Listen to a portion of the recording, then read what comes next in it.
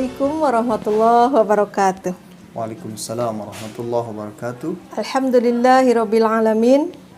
Wassalatu wassalamu ala asyrafil anbiya'i wal mursalin wa ala alihi wa ashabihi ajma'in, amma ba'd.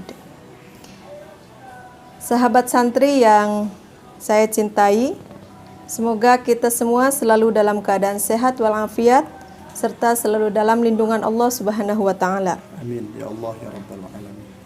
Sahabat santri, selamat berjumpa kembali bersama kami dalam obrolan santai bersama Teteh dan AA. Ya. Alhamdulillah sore hari ini kita sudah bersama AA. Yang hari ini kita akan membicarakan atau ngobrol santai berkaitan dengan cinta tanah air. Seperti yang kita tahu bahwa beberapa hari lagi kita akan merayakan peringatan hari ulang tahun kemerdekaan Republik Indonesia, yaitu pada tanggal 17 Agustus. Nah, masih lekat dalam ingatan Teteh sewaktu masih belia, ketika akan merayakan hari kemerdekaan itu sangat senang sekali. Beberapa hari sebelum menjelang kemerdekaan itu atau perayaan kemerdekaan itu banyak sekali lomba-lomba yang diadakan, baik berupa seni ataupun olahraga dan lain sebagainya. Nah, yang masih sangat terkenang itu biasanya kalau di kampung itu namanya itu Agustusan, gitu ya. Betul. Agustusan. Mungkin AA ada kesan tersendiri ketika mungkin masih kecil atau kapan gitu yang sangat berkesan ketika perayaan kemerdekaan itu. Ya, tentu saja momentum peringatan hari ulang tahun kemerdekaan setiap tahun selalu dirayakan dengan meriah. Biasanya ada karnaval, ada lomba-lomba, ya untuk keseruan-keseruan seperti itu. Seperti misalnya balap karung, ya, kemudian lomba balap sendok pakai kelereng dan sebagainya. Ya waktu kecil memang suka ikut juga. Yang cukup menarik itu ketika mengikuti lomba balap karung gitu. Saya paling depan tapi akhirnya jatuh gitu ya, dan ditertawakan oleh semua penonton.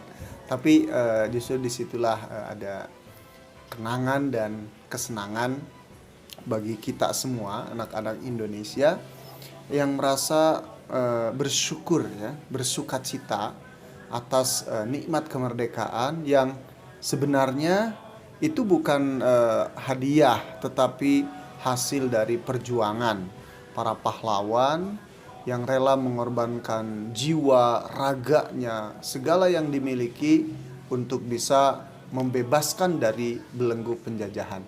Nah, kita sebagai penerus tentu dalam peringatan hari ulang tahun kemerdekaan itu bagaimana kita merefleksikan rasa syukur kita, kemudian ekspresi sukacita, jangan sampai kita melupakan jasa-jasa dari para pahlawan, karena bangsa yang besar adalah bangsa yang bisa menghargai jasa-jasa pahlawannya. Jadi menurut AA perayaan seperti itu memang penting gitu ya? Penting ya, sebagai salah satu upaya untuk menanamkan rasa kebanggaan dan juga rasa kecintaan kita kepada bangsa dan negara, terutama sebagai wujud penghargaan terhadap jasa-jasa para pahlawan.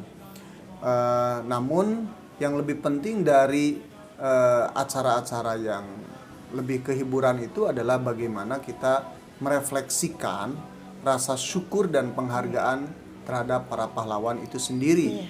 Misalnya dengan tahlil akbar untuk para pahlawan, doa bersama untuk para pahlawan, memohon keselamatan bangsa dan negara dilindungi oleh Allah Subhanahu wa taala.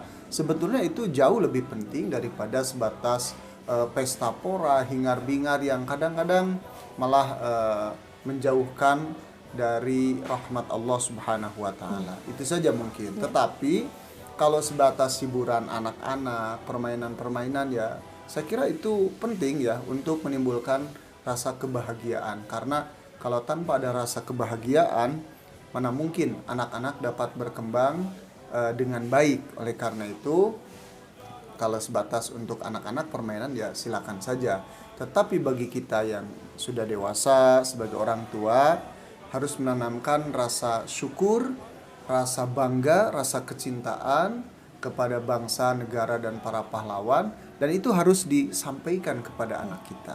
Oke, sangat menarik tadi berkaitan dengan doa bersama gitu ya. Menurut saya itu penting sekali dan bisa dilakukan dengan bekerja sama, mengadakannya itu antar umat beragama gitu ya. Ya, betul. Jadi bisa semua elemen bangsa, apapun agamanya, kita bisa mengadakan doa bersama sesuai dengan agama masing-masing, keyakinan masing-masing. Karena salah satu keunikan negara kita adalah kebinekaannya. Allah menciptakan bangsa Indonesia dengan aneka ragam budaya, aneka ragam suku bangsa, termasuk agama yang ada di Indonesia. Bukan hanya agama besar seperti Islam, Katolik, Protestan, Hindu, Buddha, Konghucu, tetapi di suku-suku pedalaman mereka punya kepercayaan terhadap Tuhan Yang Maha Esa. Ini suatu kekayaan yang dimiliki oleh bangsa Indonesia, dan ini harus dirawat. Kebinekaan ini jangan sampai menimbulkan perpecahan, tapi justru mempererat. Nah, salah satunya doa bersama yang dilakukan antar elemen bangsa dari semua agama, berdoa dengan cara masing-masing. Itu sangat baik sekali. Iya. Berbicara tentang tadi doa bersama itu sebagai bentuk doa karena kita mencintai tanah air ini supaya tetap aman, nyaman gitu untuk ini. Nah, berkaitan dengan mencintai negara, akhir-akhir ini kita sering mendengar bahwa pernah ada yang mengatakan bahwa mencintai negara atau tanah air itu atau nasionalisme itu sebetulnya tidak ada dalil dalam agama. Menurut A bagaimana? Sesungguhnya mencintai bangsa, negara, atau tempat kelahiran kita itu diajarkan di dalam agama Islam. Ada sumbernya baik dari Al-Quran maupun Al-Hadis. Contoh dalam Al-Quran ada ayat ya ayyuhalladzina amanu sabiru wasabiru warabitu. Nah, warabitu ini adalah perintah untuk melakukan tugas bela negara. Sehingga dengan perintah membela negara ini menunjukkan bahwa kita kenapa harus membela negara? Karena kita mencintai negara kita. Sehingga para ulama mengatakan ayat ini boleh dan bisa dijadikan salah satu landasan tentang nasionalisme atau mencintai bangsa dan negara, dengan adanya perintah dari Allah untuk melakukan upaya-upaya menjaga stabilitas, menjaga keamanan dan keutuhan bangsa dari serangan luar. Kemudian yang sering kita dengar adalah kata-kata yang sangat indah, hubbul watan minal iman. Cinta tanah air adalah sebagian daripada iman. Ini perlu disampaikan bahwa kata-kata indah itu bukanlah hadis Kangjeng Nabi Shallallahu Alaihi Wasallam, sehingga kalau ada yang mengatakan ini hadis Nabi maka dikategorikan sebagai hadis maudhu atau hadis palsu. Yang sebenarnya kata-kata itu adalah maqalah hasanah, perkataan yang baik yang dimunculkan oleh para ulama-ulama di Nusantara, yaitu diantaranya Hadratus Syekh Kiai Hasim Asy'ari, pendiri Nahdlatul Ulama, kemudian disuarakan juga oleh Kiai Abdul Wahab Hasbullah sebagai salah satu motor penggerak Nahdlatul Ulama, dan ulama-ulama yang lain. Dan ini didasarkan salah satunya pada ayat yang tadi. Kemudian dalam surah As-Saba tentang negeri Saba yang dipimpin oleh Ratu Bilqis, yang memimpin negerinya dengan penuh keadilan, sehingga disebut dalam Al-Quran sebagai baldatun thayyibatun wa rabbun ghafur. Nah, istilah ini untuk menciptakan ketertarikan setiap warga bangsa atau warga negeri agar mencintai negaranya dan mengharumkan negaranya serta mampu membentuk negara yang baik, negara yang aman, negara yang damai, ya, yang sejahtera masyarakatnya seperti negeri Sabah. Kemudian dalam hadis Kangjeng Nabi Shallallahu Alaihi Wasallam, salah satu doa beliau adalah, ya Allah, berikanlah padaku rasa kecintaan kepada Madinah seperti rasa cintaku kepada Mekah atau bahkan lebih dari itu. Nah, para ulama-ulama mengatakan hadis ini jelas sekali menunjukkan bahwa Nabi Shallallahu Alaihi Wasallam mencintai kota Mekah sebagai negeri kelahirannya, dan beliau juga memohon kepada Allah agar menanamkan rasa cinta kepada Madinah sebagai darul hijrah, daerah hijrah beliau. Dan jelas ini mengajarkan kepada kita sebagai umatnya untuk mencintai tanah kelahiran, mencintai negeri kita, mencintai bangsa kita. Karena kalau bukan kita, siapa lagi? Dari semangat nasionalisme, mencintai bangsa sendiri, negara sendiri, maka akan tumbuh motivasi untuk membangun, motivasi untuk menciptakan kehidupan yang baik, kehidupan yang harmonis. Tetapi kalau sudah hilang atau tidak ada semangat nasionalisme, cinta tanah air, mungkin dia tidak akan peduli dengan keadaan bangsanya dan generasi-generasi yang ada di bangsa tersebut. Jadi sebetulnya saya berani mengatakan keliru orang yang mengatakan bahwa nasionalisme bukan ajaran Islam, tidak ada dalilnya. Nah, justru mereka harus baca lagi Al-Quran dan As-Sunnah. Gitu. Mungkin salah satu yang menjadi dalil bagi mereka bahwa nasionalisme itu tidak ada dasar dalam Al-Quran atau hadis atau dalam Islam lah begitu. Karena menurut mereka negara Indonesia ini tidak berbentuk negara Islam atau berdasarkan syariat Islam. Menurut mereka begitu. Nah, apakah menurut AA dalam Islam memang ada bentuk khusus negara yang diharuskan bahwa bentuk negara harus seperti ini, gitu, berdasarkan hukum dan lain sebagainya, gitu? Ya, dalam hal ini ada beberapa pendapat ulama. Ada ulama yang memang berpendapat bahwa menegakkan syariat Islam di sebuah negara itu adalah sebuah keniscayaan, itu wajib dilakukan apapun dan bagaimanapun caranya. Yang kedua, ada yang memandang bahwa dalam Islam itu tidak ada kewajiban untuk mengislamkan negara. Yang ada adalah mengislamkan warga negara. Apalah artinya negaranya negara Islam diformalkan dengan syariat Islam kalau warga negaranya tidak menerapkan nilai-nilai keislaman atau syariat Islam dalam kehidupan sehari-hari. Dan ini seringkali dikaitkan dengan sebuah perkataan al-ibrah bil jauhar la bil madhar.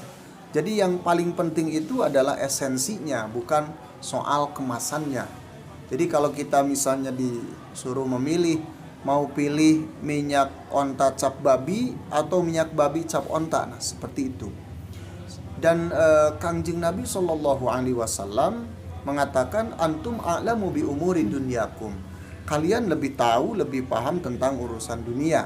Nah, sistem politik, sistem pemerintahan itu jelas adalah urusan dunia.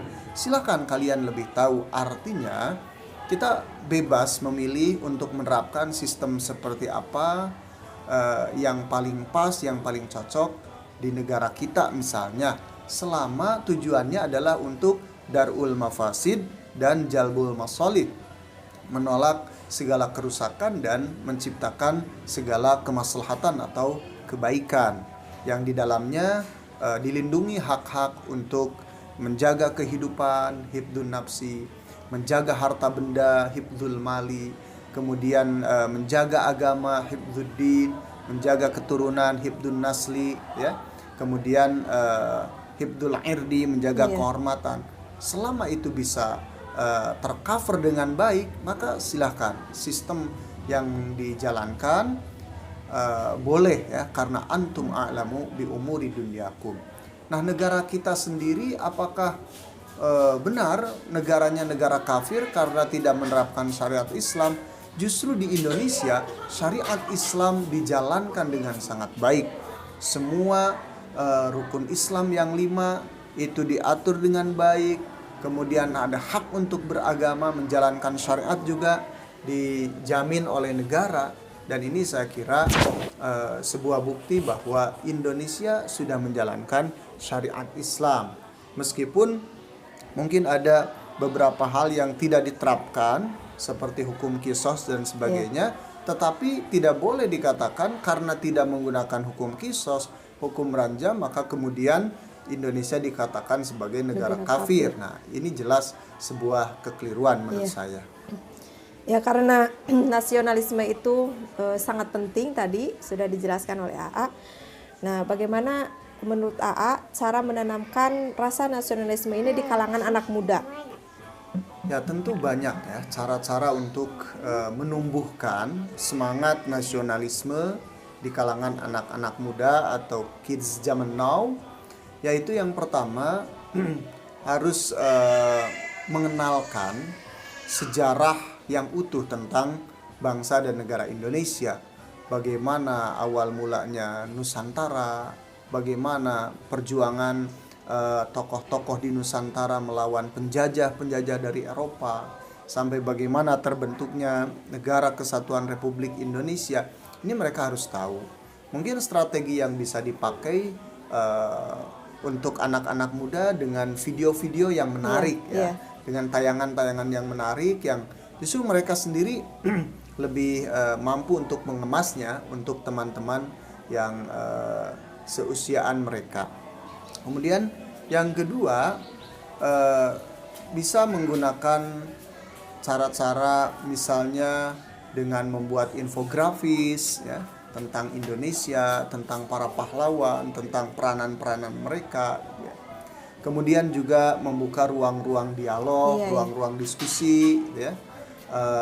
Dan juga mengekspresikan rasa cinta anak-anak muda kepada bangsa dan negara dengan membuat sajak, membuat puisi, lagu-lagu tentang kebangsaan. Dan saya yakin mereka akan sangat senang dan akan sangat tertarik apabila diarahkan untuk hal-hal yang positif seperti itu. Itu diantaranya. Baiklah sahabat santri dan juga AA, ini sudah hampir di penghujung acara. Tetapi saya ingin mendengar apa makna kemerdekaan itu sendiri bagi AA.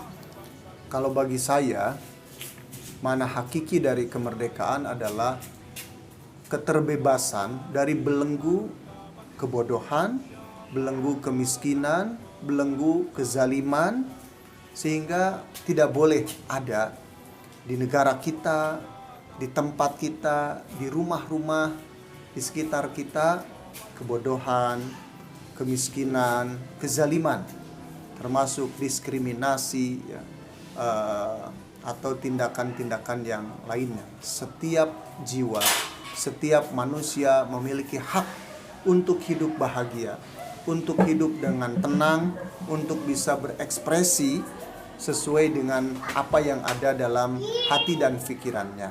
Sekali lagi, hakikat kemerdekaan adalah bebas dari segala belenggu, baik kebodohan maupun kemiskinan ataupun kezaliman.